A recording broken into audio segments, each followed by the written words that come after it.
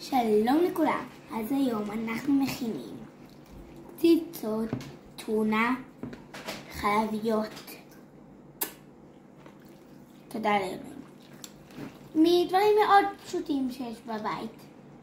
חבילות טונה, ביצים, פירורי לחם, קטשופ ופטה עיזים. יש משהו ששכחתי? לא. אוקיי, תקשיבו, אנחנו שמים, נגיד לקחנו 4 חבילות טונה, סתם רצתי, אז אנחנו לוקחים 4 ביצים, אוקיי? שמים את החבילות טונה בתוך קערה, אוקיי? שמים אותה. ואז לוקחים את הביצים, שוברים, בודקים שאין דם, אין קליפות, מכניסים. אנחנו שמים את הקטשופ במידה הרצויה, לא קצת מדי, לא הרבה מדי. ואז?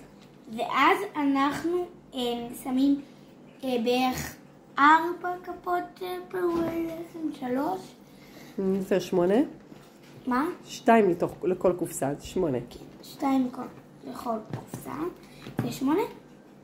וכדי לעשות את התוספת המושלמת, אנחנו שמים גם פטה עיזים. ככה לא הרבה מדי, לא קצת מדי. עכשיו אנחנו בעצם לוקחים, את הכל, פשוט מערבבים, פשוט נשים ככה, מהידיים יותר קל. מערבבים. אוקיי, גמרנו. עכשיו אנחנו פשוט מכדררים את זה, שמים בתבנית, מחכים כמה זמן, מוכן, וואלה! וואלה! ציצות. תודה לאלוהים.